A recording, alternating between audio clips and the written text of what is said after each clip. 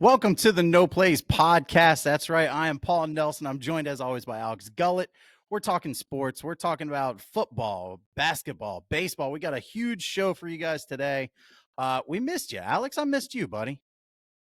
Yeah, man, absolutely, man. It's been a crazy week, but listen, even crazier has been the sports world. We got a lot of big things that happen. We got playoff football. We got Embiid putting up 100. Was it 100?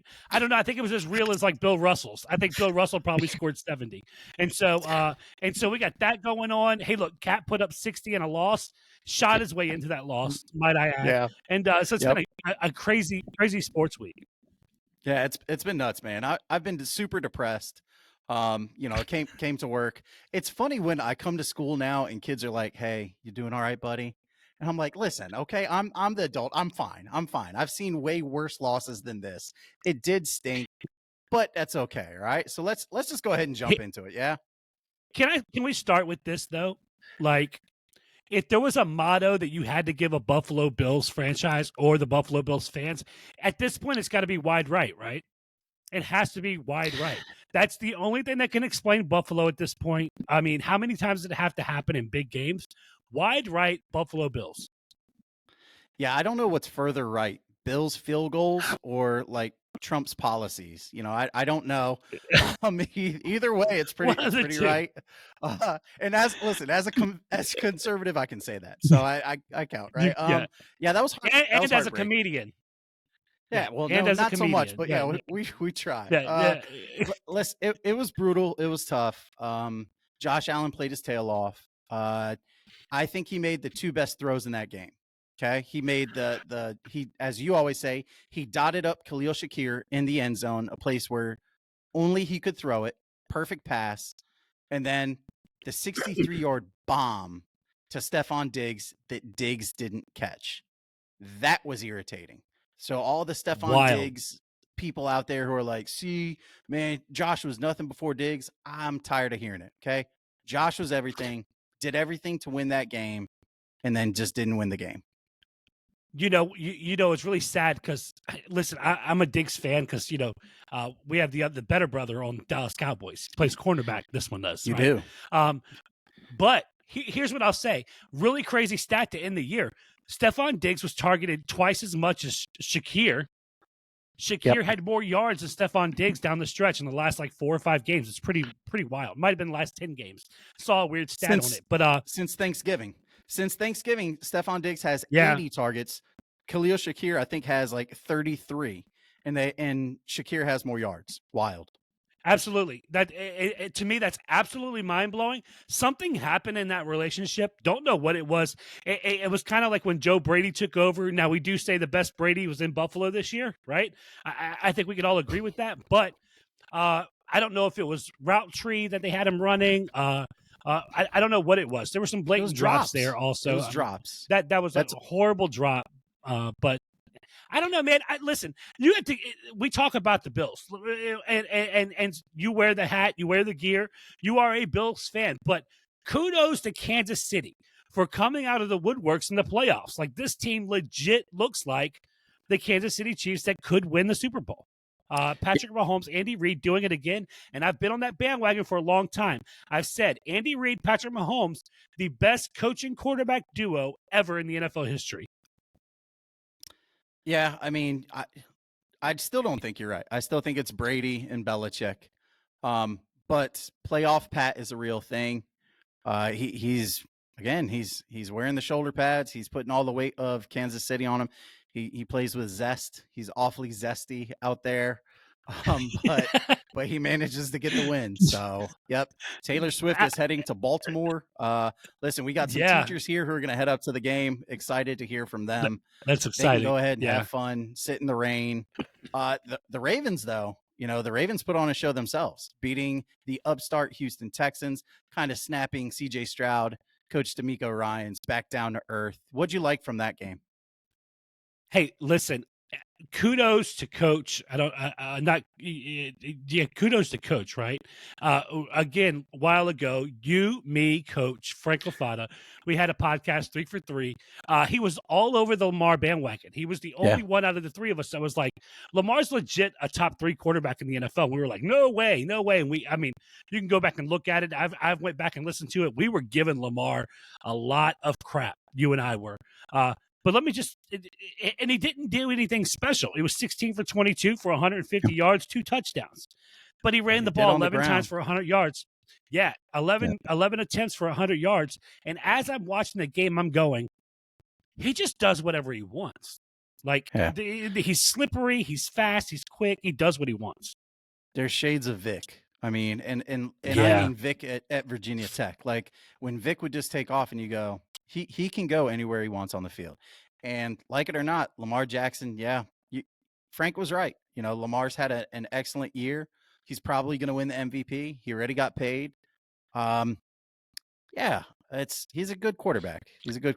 You know, I love that as he grew as a quarterback, it's not so reliant on the legs just to escape the pocket, but the way he's able to manipulate the pocket now. And you see Isaiah Likely's, you see Flowers, you see OBJ, all of them reaping the benefit of that. And listen, with that option run game that they have, Harbaugh has installed there in Baltimore, listen, that Baltimore run game is for real. And that defense, be more blocks. That's what they are. They're killing it.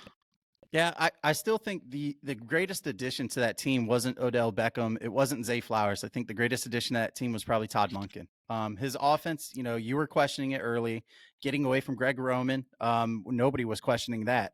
But that Monken offense, that running game, that rushing attack, and the use of the tight ends, nobody should be surprised. We saw this at Georgia, and it just took a little while to develop. And then once it did, it took off completely. Yeah. Baltimore looks good. Hey, and shout out to the Texans. Great year. Hey, look, CJ Stroud. Wait for Houston to lose the number 1 draft pick and save their franchise. I'm on the CJ Stroud bandwagon. That team's young and fun to watch, and they're really good. They're going to be good for a long time. DeMeco Ryans, hell of a coach, man. Hell of a coach. Yeah, they have tons of young offensive weapons. I mean, Tank Dell was hurt. He didn't play. Nico Collins is a great receiver out of Michigan. John Mechie is a fantastic receiver out of Alabama. And then they have these running backs. And again, Devin Singletary is just doing what he always does. Motoring away. Buffalo should use Singletary last week. No, James Cook looked fantastic. Get out of my face. They could have used top 5 back, baby. Top 5 back next year. You watch. PPR league, top 5. Yeah, definitely. Top 3 PPR league, probably. Top 5 just in general. Now, another team that surprising everybody and is going to continue to surprise everybody, the Detroit Lions. Talk about a stadium. Talk about a crowd. How can you not like the Detroit Lions? I mean, they beat the Bucks, right? They beat the Bucks. They ended up they were former number 1 picks. You know, we saw Baker versus Jared Goff. Listen, Gardner Johnson was talking his stuff. He was talking his stuff to Baker, and Goff comes out just slinging it. So fantastic win by the Lions, right? Yeah, fantastic win. Listen, that team personifies their head coach, Dan Campbell. Shout out ex-Cowboy. Like Dan Campbell a lot. I'm glad Detroit stuck with them, gave it a chance to really come to fruition. We see a lot of teams like Detroit move away so quickly, and they said not this time. They're going to stay with it. Maybe Dallas learned something. Maybe it works with Mike McCarthy because we see it work with Dan Campbell. I don't know. Probably not. But listen, kudos Detroit. Jared Goff showing that he can play football. I love it, man. And the quarterback duel was amazing. Both threw for right at 300 yards. Baker had 2 interceptions. One was a kind of a tip pass, whatever. But it was a lot of fun. Yeah, I love it. And hopefully, you know, if Sam Laporta is continuing to get healthy, we saw some stuff. All right. We saw some stuff. That's a scrappy secondary in Detroit. It's a very scrappy secondary. It is. And the return of the meathead coach. Let's get away from these nerds like Sean McVay and Kyle Shanahan. Right. Let's bring back the meathead coach, hey, World War II, World War I, World War II, push-ups, jumping jacks, sit-ups, pull-ups. That's it. Yeah. You know, right? Let's go ahead and bring that back. He was getting dates on Revenge of the Nerds. Like yes, he was the one dating the cheerleaders, right? Yeah, absolutely. Good for Dan Campbell. Good for the Lions, and they're gonna face a nerd. They're gonna face a nerd head coach, Kyle Shanahan, who's shown he can do whatever he wants. Surprise, surprise! Not a surprise for the Niners fans. The Niners beat the Packers again, right? This is the same thing over and over and over again, right? So what did you see from that game? Here's what I saw, and it wasn't as easy for San Francisco as it had been. Right? Green Bay is a really good team. Jordan Love is a really good quarterback. That kid's got a big future in the NFL. And they've got some young receivers. They got Reed, Watson, if he comes back healthy. Look, I've been on this bus for a long time. I've been saying this to you. You are an idiot. And go back. You don't listen. Go back. Roll the tape. You do not. All right. You hated Jordan Love through Thanksgiving, and then all of a sudden found Jesus or something. And you know what? Maybe Jordan started. You were giving Jordan no love, and then all of a sudden, all we need is love. Yeah, love. All we need is love. Look, not as easy for San Francisco, but Brock Purdy, way to show playoff football. You got to drive. You got to get it done. He got it done, and that was on Purdy's shoulders. And so I was really impressed with San Francisco beating the Packers the way they did with the come from behind. Listen, it's going to be good football next week. It's going to be really good football Sunday. I'm excited to watch it. Yeah, so let's talk about next Sunday, right? Before we get into our predictions, I want to hear some rankings. So I want to hear Alex Gullett's quarterback rankings for the remaining playoff teams. 4-1, go. Just 4-1 right now. Okay, I'm going to go Patrick Mahomes, number 1. Okay. Lamar Jackson, number 2. Jared Goff, number 3. Brock Purdy, number 4. You really think Brock Purdy is the 4th best? He's the worst quarterback of the group? I think Jared Goff looks amazing. And so because of experience, because of Jared Goff has just looked better the last couple of weeks. I just have to say it. It is what it is. Yeah. If we're ranking them, I'm going to go Lamar 1. I'm going to go Patrick Mahomes 2. I'm going to go Brock Purdy 3rd and Jared Goff 4th. If we're just looking at the playoffs, just looking at these playoffs right now, that's my rankings. That's crazy. Hey, listen, I'm not going to listen. I know you hate Patrick Mahomes. There's a personal vendetta there, as it should be in Buffalo, wide right. But a lot of that reason you lost was because of Patrick Mahomes, and it should have been worse. That fumble at the goal line by Conley. I hate Mahomes when you had say a couple drives. It should have been worse. It is what it is. Diggs should have caught it. Sherfield should have caught it. What are we talking? Like I didn't say should. I said it could. Could have. Could have is different than should have. And the Bills could have won by 17 as well. They could not. No, they were not as good a team. You were the okay. All right. Patrick Mahomes is the best quarterback in the NFL. It's not close. Yeah. Not close. Yep. Okay. Yep. So let's get in predictions, right? So the first game we have is Chiefs Ravens, right? That's the 3:00 game. Yeah, Chiefs Ravens, AFC.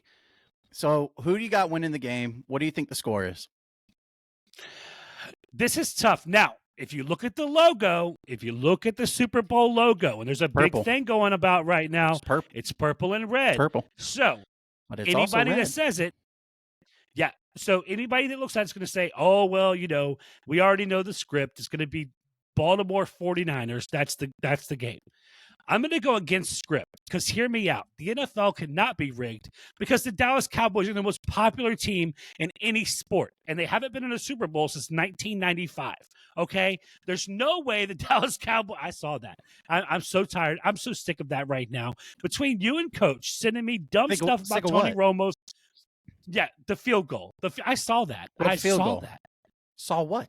I'm not talking about it. I refuse to give you that glory. I refuse to give you that. You ruined my whole conversation. Look, there it is. I see it. No. I don't know. I hate you for that. Hey, listen, Dez caught it, though. I'm glad you're not showing the Dez catch. I'm glad you always revert back to the Tony Romo drop. Whatever. I haven't said anything about Tony Romo. So you think the Chiefs win?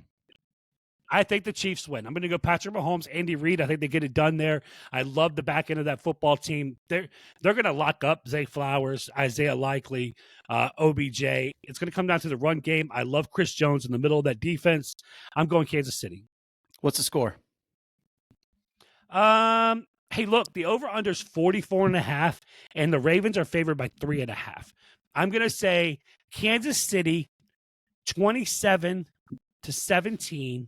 I'm taking the under and Kansas City. All right. I'm going to go opposite. I'm going to go Ravens 21, Chiefs 17. But and this is the reason why. I think Travis Kelce showed he's the only weapon that Kansas City has.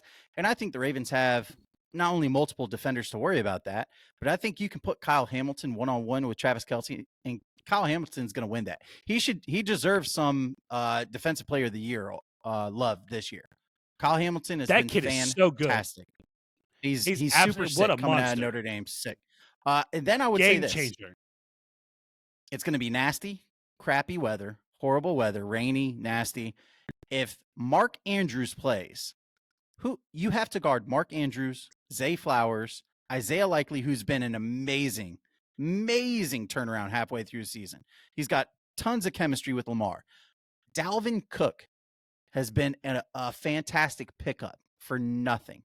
And then, by the way, if all that's covered, Lamar will just run for 100 yards on you. So that's why I have the Ravens winning. I think Snead gave up his first touchdown last week to Buffalo all year. He did. Those cornerbacks are legit there. I think they can get it done. And Andy Reid, to me, Andy Reid is so far above every other coach in the playoffs right now. And I like Harbaugh, and I like Shanahan, and I like Campbell. But Andy Reid is a different machine. He's been here. One of the greatest of all time. He's going to go down as a GOAT in coaching in the NFL. And so, yeah, give me the Chiefs. All right. So San Fran Lions. This is what I see cooking here, right? It's in San Francisco. I'm going to do the classic Alex. If Debo plays, right, this is a different game. I think Detroit ends this idea, this Cinderella, right? It's midnight. The carriages turn into a pumpkin. The horse are turning back to mice. All right. We're seeing all this. And I think Brock Purdy completely balls out. I think he has played with a chip on his shoulder all year. They just released the story today. Like, hey, actually Shanahan wanted Tom Brady to be the quarterback this season. Brock Purdy came out like, man, come on. You can see what I can do in this offense. Like, I can run this offense. So I think he's going to continue to play with a chip on his shoulder. This one I don't think is a 4-point game. I don't think this is close. I think this is 35-17. Wow. Yeah, hey, listen, Brock Purdy also said, I get it, though. He's the GOAT, right? I get it. If you're going to get him, I get it. Here's what I like. Detroit Lions probably have the best offensive line in the NFL. They also have a two-headed monster at running back with Montgomery and Gibbs. Gibbs has shown he's coming around a little bit. Playoffs have done him well. Amon-Ra St. Brown looks like he gets open against anybody. Literally anybody. And I like Sam Laporta. Now, it's going to be a great matchup with Warner and Laporta because Warner's, best linebacker in football. Yeah. But I do like San Francisco here. I don't think it's a runaway. I like San Francisco at a score of like 28-24, 28-21.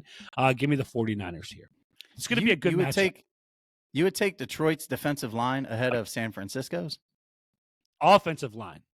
Oh, offensive line. I was about to say, you might be. Yeah, I don't know where you've been drinking on the job or something, man. So yeah, offensive line, not defensive line, offensive line. Yeah, we'll see what happens. I do think we're in for some fantastic games. Unfortunately, next year, right? Next year it's going to be Cowboys Bills in the Super Bowl. We're going to go. It'll be great. It'll be fantastic. Great content for the viewers. But yeah, and check it out. We might get those shirts for sale. We might put a couple shirts out there. Cowboys Bills. We might some big phone 2025. I don't know. Yeah, some maybe. Golf balls. You don't know what we might come up with. We're throwing 7 different shades of smoke at you guys. Okay, that's what we're doing. I do have a conspiracy. I'd like to put my tinfoil hat on, if that's okay. Let's do it. Yeah, do it. And I want the to hear this. conspiracy deals with your Cowboys. Because you wouldn't tell me. You wouldn't tell me earlier. You wouldn't give me a sneak peek in the conspiracy. No, I wouldn't. So here's my conspiracy. Okay. And they kept Mike McCarthy, much to our chagrin, much to your anger, into my confusion, right? So I started poking around going, why would they keep Mike McCarthy? Why a 1-year deal? Now, the first part of this is going to happen at the draft. I think Dallas has they have the 26th pick, 24th, something like that, right? 26, I think. Here's what the signal will be. If Dallas trades out of the first round, if they allow a team to come up and use their pick for a future first, that's the signal. And I think the signal is Sanders are coming to Dallas. I think next year is a whole setup to get both Deion and Shedeur Sanders in Dallas. Let me tell you how this happens. Draft night, everybody's wanting Dallas to pick up offensive lineman or another weapon or anything like that. And they trade out of the first, and people get pissed and yell and scream. This leads to a 8-9, 9-8 middling season by the Cowboys next year, but it gives them an extra first-round pick, which they use to trade up in next year's draft and select Shedeur Sanders #1 overall and bring his dad in to coach. Your thoughts? Hey, from your lips to God's ears. That's what you tell me, right? Bring me Sanders. Bring me both of them. Bring me all three of them. I'll take Shiloh in Dallas. Listen, it's been a long time since we had somebody bang around the line of scrimmage, from the safety position. Darren Woodson-esque, Roy Williams-esque, okay? Whatever we want to do. I'm all for it. Here's what I think really happens. I think that McCarthy and Jerry Jones are so much on the same page in terms of Jerry having so much control, McCarthy being a yes man. And listen, here's the hard truth. Coach or no coach, if we change coach, Dallas is going to look completely different next year. We got a lot of salary cap stuff going on this year. We got to pay Micah. We got a lot going on. Deron Bland's going to need a paycheck eventually, right?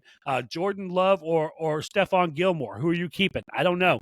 Jordan Lewis or Stephon Gilmore. Who are we keeping? I don't know. Love is who you're keeping. Yeah, I know, right? Brandon Cooks, what's that going to look like? J-Ron Kearse, Donovan Wilson. There's a lot going on in Dallas this year, salary cap-wise, and locking up some of these young guys. I wish they would have changed coaches. A lot of good coaches out there. I love your theory. I don't think it happens, but I hope it does. Please trade out of the first round. Last question. Would you trade a 2 or 3 win season next year if you knew in 2025 you were getting Deion and Shedeur? Absolutely not. Okay. That's all I wanted to know. Because if we win 12 games and lose in the first round of the playoffs again, he's got to go anyways. Okay. All right. I just wonder, because there were plenty of seasons in Buffalo where you go, I don't care if we only win 1 game this year. Get me this coach and get me this quarterback. The year before Andrew Luck, I was screaming, please, guys, just 1 or 2 games. I don't care. I'll go through hell this season. No, it didn't happen. But again, I would have traded that. I would have been fine with it. Yeah. You wouldn't have. Okay, yeah. I get it. No. Let's move on from all the cash that Dallas players are going to get to NBA player who is cashing in like crazy. That's right. We're talking Joel Embiid and his fantastic game. 70-piece. Listen, you have been Mr. Embiid. Okay, you've been Mr. Embiid, so you go right ahead, man. Listen, and when you address Joel Embiid, can we please respectfully say soon-to-be 2-time MVP, current and soon-to-be 2-time MVP, Joel Embiid, MVP. Or you could say Mr. Best Player in the NBA, Joel Embiid, Mr. NBA, we can call him right now, Joel Embiid. However you want to address him differently, okay? So listen, here's where the stats. Here's what it was, and this is against Victor Wembanyama, the 7'12" giant, just 26-minute Victor Wembanyama, right? And the 6-win San Antonio team. Okay, yeah. Go ahead, buddy. Joel Embiid scored 70 points, and what's not talked about is he put 18 boards on top of it. So he had a lot of effort on the other end, too, getting rebounds, offensive rebounds, a lot going into it. Also, 5 assists. shot 1 from 2 from the three-point line, made 21 of 23 free throws. Now, you name a big man who shoots free throws like that. You can keep him on the court at all times. He could be your finisher. He could be your starter. He is the MVP of the NBA. Listen, you have to start putting more respect on Embiid's name. And when you talk about Jokic and all of these other guys who are so clearly behind Joel Embiid, it's Embiid and then the rest of the NBA right now. Joel Embiid is playing the best basketball right now. Not only in his life, but he is playing the best basketball in basketball right now. He is clearly playing the best basketball. I think he's averaging 36, 12 or 13 and 6 assists. I mean, on the season, that's nuts. It's absolutely bananas what he's doing this season. He is absolutely playing the best basketball right now. I guess the question is 12 and 6. 36, 12, and 6. Called that, right? I think it's 35.9, but yeah, who's counting? But I will say this, 36.1. right? How much do you put this weight on the regular season? How much does that kind of weight go on his shoulders about he hasn't performed in the postseason? Listen, here's the honest truth, right?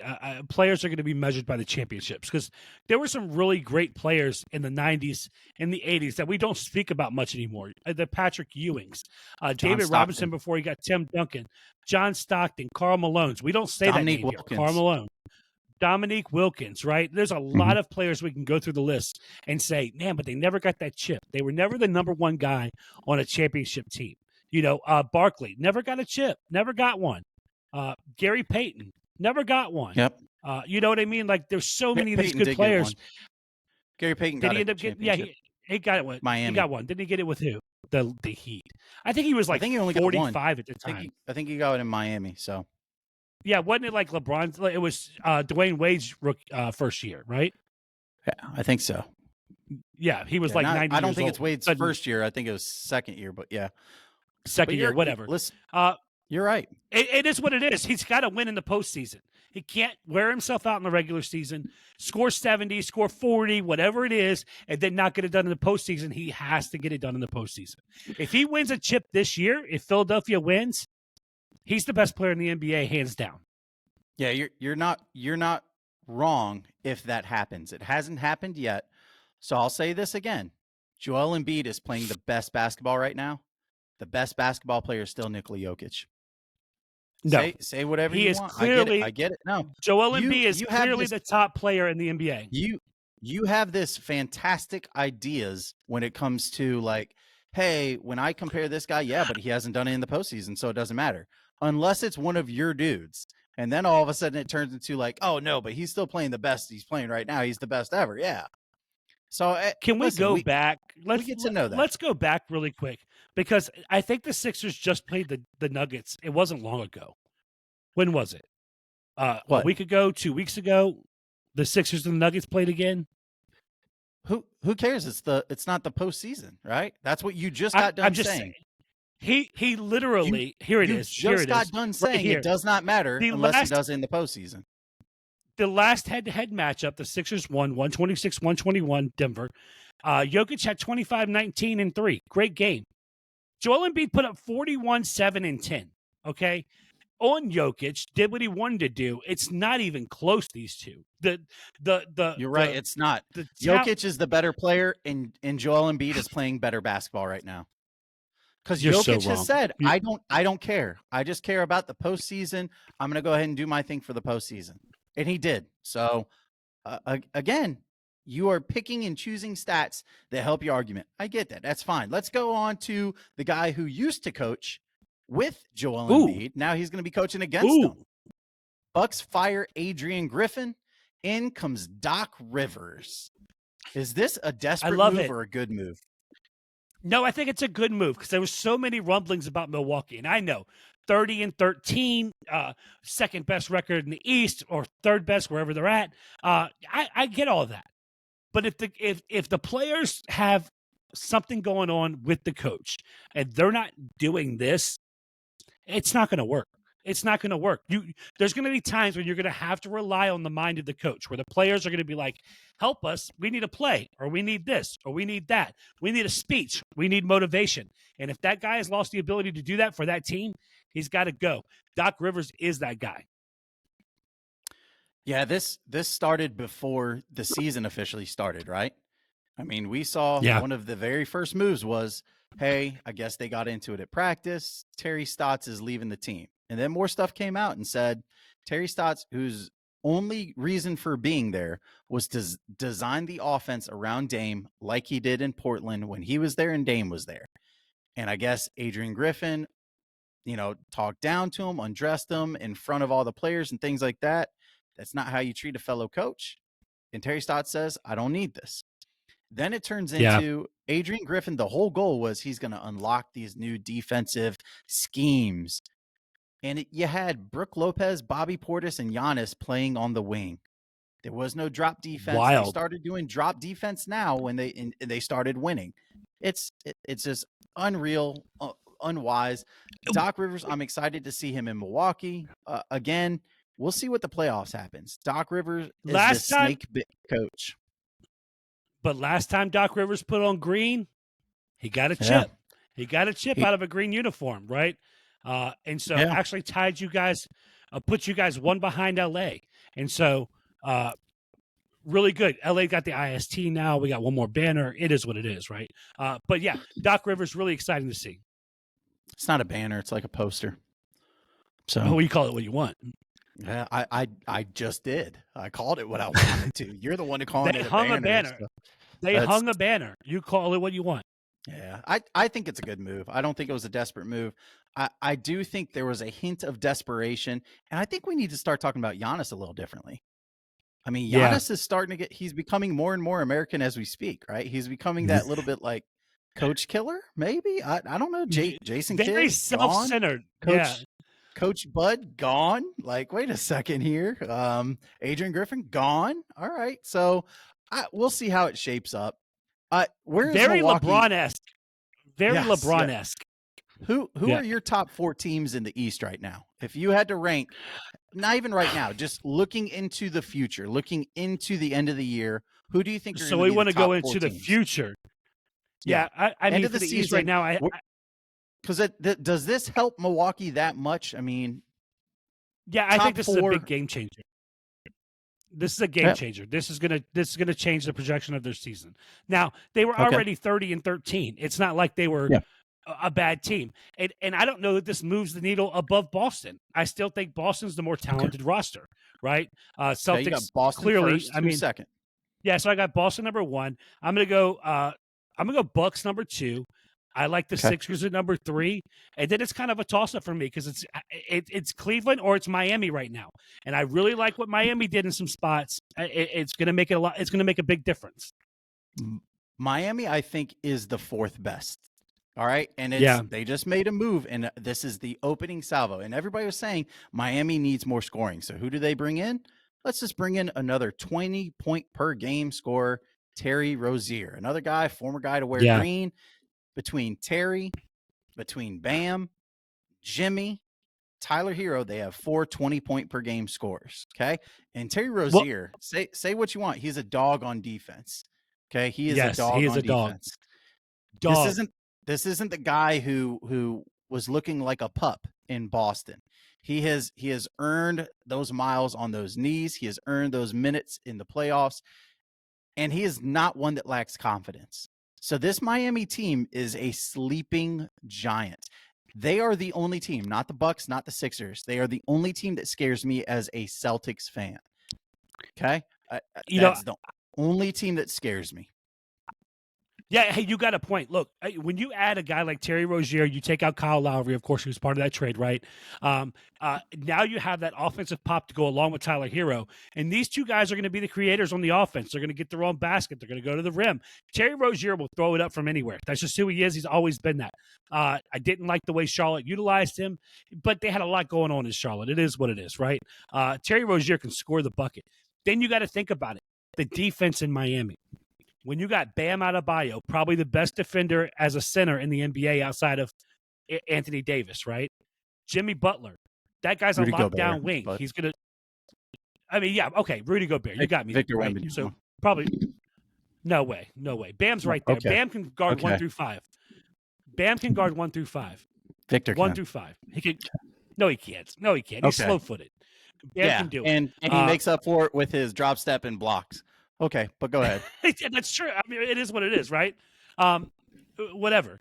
But I like them defensively too. The way they can rotate. Yeah, good. They're going to be great. Good move. And listen, this is only going to help their younger guys like Jaime Jaquez, right? Who's playing his tail off too. So this is You got a feeling that there's a feeling that there's still one more move that Miami's going to make. And I don't know what that move is. Maybe they're going to move Tyler Hero and trying to bring in something else, but I don't know, man. This is a scary team, right? Realistically, they have to start thinking about, because Jimmy Butler's getting up there. Okay, playoff Jimmy's still a real thing. I get that. They had to move Kyle Lowry. Kyle Lowry is closer to retirement than he is, being an MVP. Yeah. So they really needed to make this move. I love it. Awesome. Great for them. Hate it as a Celtics fan. The window is shrinking. You are absolutely right in Miami. I have to bring this up before we move off of basketball. If the window is shrinking with Jimmy Butler, what's the window look like with LeBron James? Because listen, LA, you just saw Griffin's gone. Doc Rivers is in. You just saw Rozier in, Kyle Lowry out. What are we doing, Lakers? I need look at the Mamba right there. We need golden years back. You do it by making moves right now. Look, sliced ham. Ham's got to go. We need somebody. We got to make some changes. Don't just sit there. Rant's over. Yeah. I think Ham's gone. I think they're going to make a move. I think it's going to be Phil Handy until the offseason. And I do think they make some subtle moves. They're already talking about DeJounte Murray. I don't think they're going to get him. I think they'll end up bringing back Dennis Schroeder. It's fit a couple times now. Might as well go ahead and do it again. And then I think they need more shooting. I just think they need to add more shooting. I don't want to see anything but shooting added to this Lakers team. And Buddy Hield would fit like a glove. Buddy Hield would fit like a glove. Yeah, I don't know if Indiana's going to move him. Indiana has no reason to move him. They're trying to make a playoff push as well. You don't go out and get Pascal Siakam if you're trying to move off of other players. But we'll see. We're going to break down. We're going to break down the Lakers a little bit more next week. Talk about some possibly trading LeBron, maybe.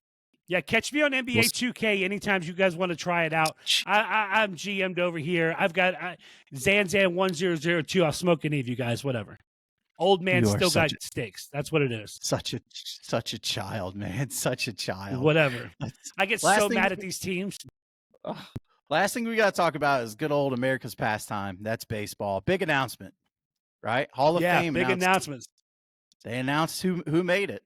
Only 3 players made it this year. Okay, former coach Jim Leland made it. Good for him. Awesome, great job. Yeah. But three players made it. So, want to tell everybody who made it? Yeah, let's start with the highest percentage of the ballots. Okay, 95% went to Adrian Beltre.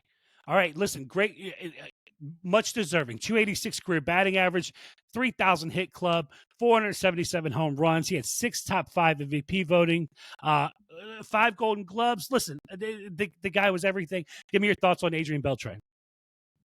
One of the only players who could hit a home run from his knees, and he did that several times. He was a goofy guy. He was a fun-loving player. Don't touch his head. As everybody knows, don't touch his head. He'll swing on you.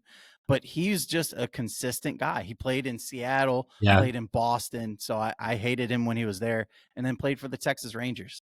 Great, fantastic player. Again, 3,000 hits today. I don't know that we're going to see too many other players reach 3,000 hits. And to get 477 home runs is fantastic. Adrian Beltre, just a consistent, just a dude out there. Awesome. Yeah. Let's go now. 80% of ballots. Todd Helton. Helton. The Rockies. 316 batting average. 2,500 hits. 369 home runs. Hey, listen, deserving also, right? Give me your thoughts, Helton. Todd Helton was Mr. Consistency. And before everybody says, but he played in Colorado, the ball really flies out there. Yeah, but he also had, I think, 9 years with on-base plus slugging. He ranked 9th during that time in away ballparks. Okay. And as we're talking about this stuff, right? He's a fantastic baseball player, kind of Mr. Consistent. He also was a hell of a football player. He started this little school. You might have heard of it, University of Tennessee. He started over a freshman quarterback at Tennessee. What's his name? Oh, yeah, Peyton Manning. Peyton Manning. So put some respect. Todd Helton started over Peyton Manning. Put some respect on the guy's name. Even if nothing else gets you in the Hall of Fame, Todd Helton, we're there for it because you started over Peyton Manning. That's right. Hey, listen, Tennessee, is what it is, right? Tennessee quarterback depth chart has 2 Hall of Famers in 2 different sports for that year. Okay? It's unbelievable. Call it what you want. Okay, we're going to move on. Last one, 76% of ballots. Joe Mauer, okay? 306 batting average, 2,100 plus hits, 143 home runs. He was the 2009 MVP, 3 Golden Gloves. Listen, 3 batting titles. Like this kid, he did a little bit of everything there. Joe Mauer, give us your thoughts. Yeah, at one time he was the best high school prospect coming out. Again, selected to his hometown team, the Minnesota Twins. He was the heartbeat for the Minnesota Twins. He's a constant defensive threat. I think he only had 1 year where he had like 28 home runs. So he wasn't the power threat. Wow. But he was always Mr. Consistent behind the plate. I'm a little irritated at the 2009 MVP because Mark Teixeira and Derek Jeter finished 2nd and 3rd in voting that year. I don't think it should have went to Mauer. Okay, I'm still bitter. Is that Teixeira? Absolutely. Teixeira was where that year? Again, he was in New York. He was first base in New York. Yeah. Yankee, baby. Yeah. I will say this. Why is it always about the Yankees for you? You're throwing shade on Joe Mauer because of the Yankees. What are we doing? Because the Yankees are the best. guy just made the Hall of Fame. They did. And he's got the best commercial for I think it was ESPN or it was MLB I think it was MLB The Show. Best commercial ever. Where the guy's like, yeah, this, I can do this in the show. I can do whatever you can do, Joe Mauer. And Joe Mauer sits there with his MVP trophy. And the guy just says, well played, Mauer. Best commercial ever. So next year will be fun too. Listen, this year's star-studded. You had some pretty decent players. Next year you have an all-timer though. You have one Ichiro Suzuki who's going to be on the ballot. And I'll say this, all right, and we can finish up. If Ichiro is not a unanimous Hall of Famer, then I don't know what 100%. Baseball is doing. He is the real Mr. Hit King. He has more hits than anyone, including Pete Rose, if you look at professional hits. And the only reason he's not a 400 home run guy is because he didn't want to hit home runs. One of the best baseball players in the history of the game. Quick question. I want to follow this up. Hey, that's your MLB Hall of Fame 2024. That's pretty awesome, right? Yeah. Quick question. I heard Jason Kelce do this earlier for Philadelphia. He ranked the top 4 Philadelphia players ever, and it was through any sport. And since you're a New York guy, right? You're the Buffalo Bills. You're the New York Yankees. Give me the top 4 New York sports stars ever. Rank me the New York athletes top 4. Mine or everybody's. What it should be. Give me the correct ranking. Okay. Number 1 is probably Babe Ruth. It's just he's not even my favorite Yankee, but Babe Ruth is the best Yankee by far. Second, really close, is probably Derek Jeter. Definitely going to go Derek Jeter there. Yeah, I mean, it's sad because it's probably all Yankees. Like Knicks wise, you got Patrick Is it? Because I'm thinking like, hey, Lawrence Taylor, Eli Manning. Joe Namath, New York Jets, right? I don't know. I don't know. See, it's if we're looking at this, it's probably Babe Ruth and Derek Jeter are clear 1 and 2, and then Jeremy Lin. Are we putting Jeremy Lin? That's bad. I should do it. Lawrence Taylor's been fantastic. You stop it. Lawrence Taylor's the best defender. No, Lawrence Taylor's number 3. He's the best defender to ever play the game. And then if we're going, New York, Broadway Joe? Okay, true New York, we're going Josh Allen, baby. It's Josh Allen is number 4. I don't want to hear it. It's the only team that plays in New York.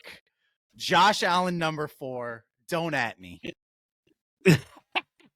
Hey, you guys let us know what you got to say about that. That was good. I love that. I had to throw that on you. Sorry. Yep, I appreciate it. We're buddy. not ending the show. We're not ending the show with that in the background. We will not end this show with that in the background. Listen, you can say what you want, but Daddy's got the remote. So Daddy end the show however he wants. Make sure you guys are following us. Tune in. Let us know what you think. Who's going to win the Super Bowl? What should be our prop bets this year? We're going to be coming at you next week. And then, hey, we're only 2 weeks away from the Super Bowl and a champion's crown. We're going to be coming at you with a little bit of college football next week, some redos. Look at some Pro Bowl. A little bit of Pro Bowl Are we action.